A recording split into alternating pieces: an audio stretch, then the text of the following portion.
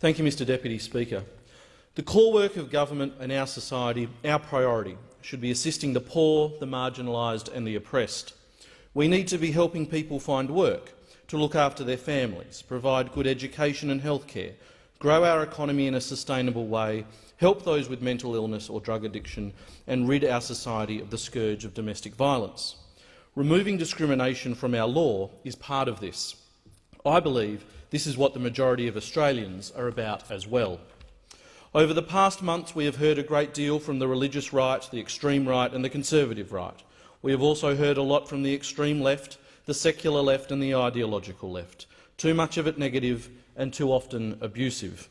As a Catholic MP who tries to get to church each Sunday, I find myself in an interesting place during this same-sex marriage debate.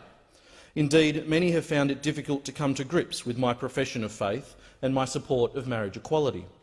Clearly, my Catholic faith and upbringing have a strong influence on the way I see the world, what I see as important and the way our society should operate. I have no doubt that this has informed my support for and my joining of the Labor Party. However, it does not dictate to me everything that I do as an MP, and nor should it, because I have a responsibility as a parliamentarian to everyone in the electorate of Burt that I represent, which voted 57% in favour of same-sex marriage, as well as the nation as a whole, which voted 61% in favour of same-sex marriage. I also have a responsibility to those that voted no or didn't respond at all as well. As the great Catholic philosopher and theologian Thomas Aquinas posited, our law is framed for the multitude. Our laws do not forbid things because of one group's values or belief, but chiefly they should forbid things that are injurious to others. This law will not cause injury to anyone or to our society. During the present debate, other MPs have been keen to point out what they call the historical nature of the concept of marriage, observing that they oppose same-sex marriage because to them it cuts across their view of the Christian form of marriage being the only true form of marriage, and that it has existed in this way through the ages and across cultures. Firstly, this is just factually inaccurate, and secondly, as 6 of the 7 High Court judges said when deciding on the validity of the ACT's attempt to allow for same-sex marriage in territory law, quote, "The status of marriage, the social institution which that status reflects, and the rights and obligations which attach to that status never have been and are not now immutable." The idea that marriage exists as a construct of our legal system is now a very old one, as can be seen from the change made to the law in the UK and in Australia in the 1850s, where instead of marriage being for life, it became one entered into for life, but from which one could become divorced. As you would imagine, many people opposed this change then, but it has always been seen as a legal, not a sacramental one.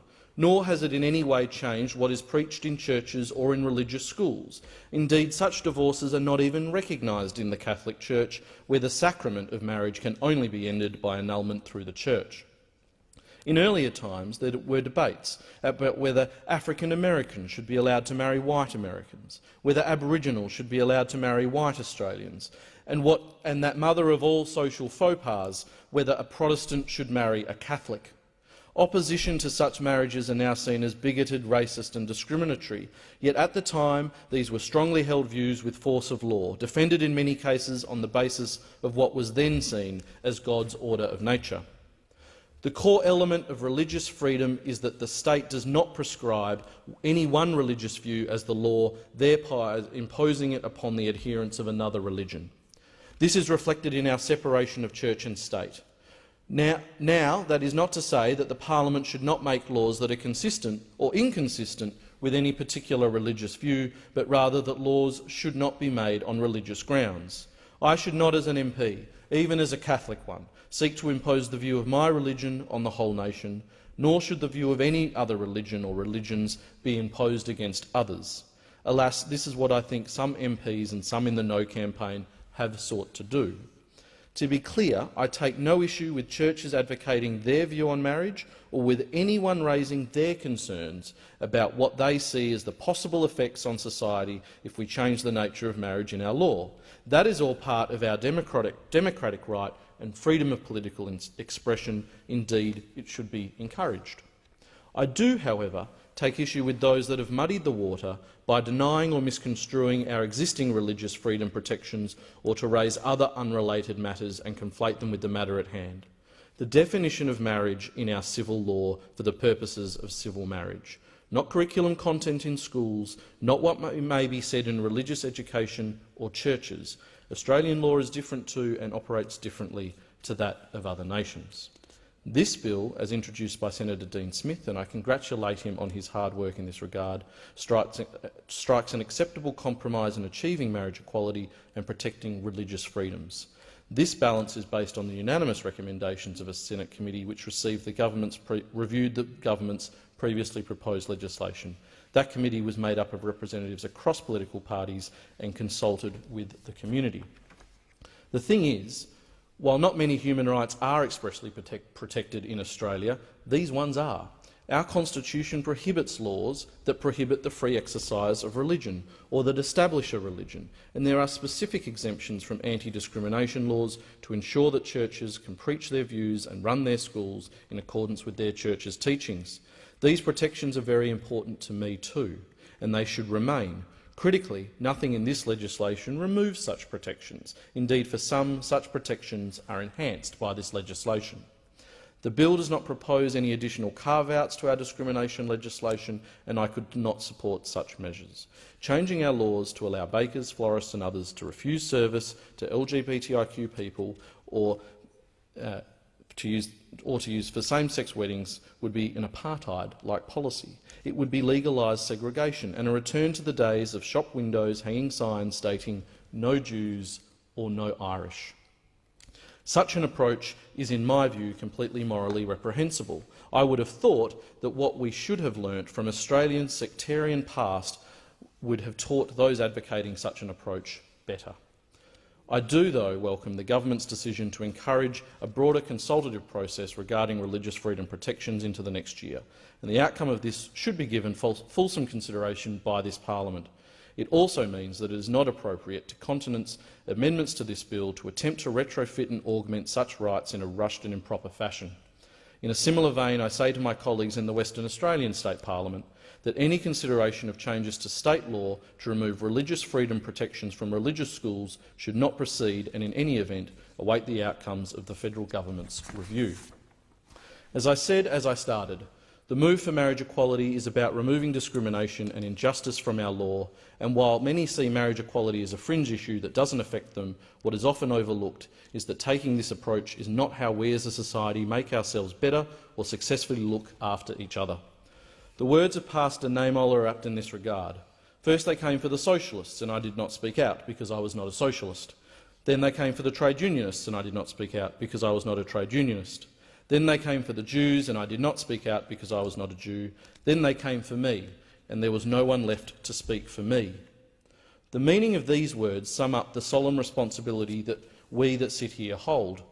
As parliamentarians in a representative democracy, it is not actually our role to blindly reflect only the majority views of our electorate or to only speak to issues that affect or are in the interests of the majority of our electorates. It is our role to always act in the best interests of our whole nation and to protect minorities against the tyranny of the majority. As such, the abrogation of the role of Parliament facilitated by the Turnbull government through the recent survey must not be repeated. It was unnecessary and a huge waste of money. It led to vitriol, abuse and division. Division across our community, but most worryingly, division within families.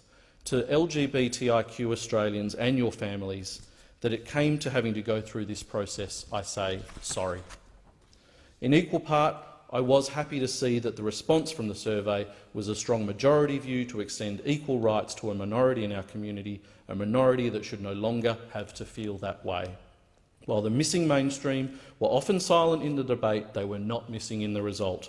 Whether they were atheist or agnostic centrists, mainstream Christians or adherents to other faiths, there are many Australians going about their daily lives believing in a God, but more focused on a daily basis on having to make ends meet and supporting their families.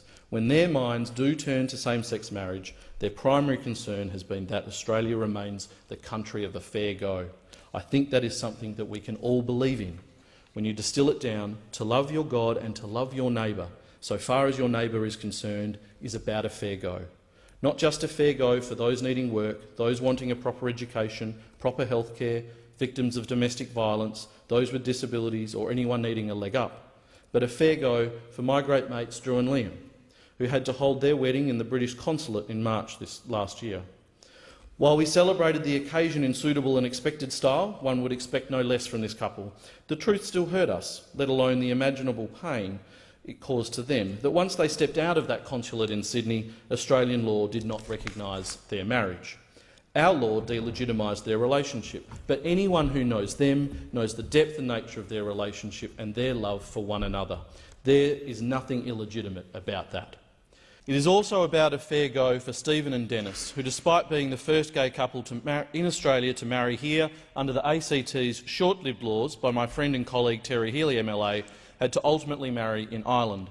It is about a fair go for my cousin, my aunt CT and my cousin-in-law Jack. A fair go for my friends Craig, David and so many others in the LGBTIQ community around Australia that, should they wish, they too can marry the person they love. It is about our country legally recognising their relationships and removing discrimination against them so that they can all enjoy the same legal rights, privileges and status in our community that my wife Annabelle and I have. Because the love we share is the same as the love all these couples share too. Because all Australians are equal and should be entitled to full participation in our society.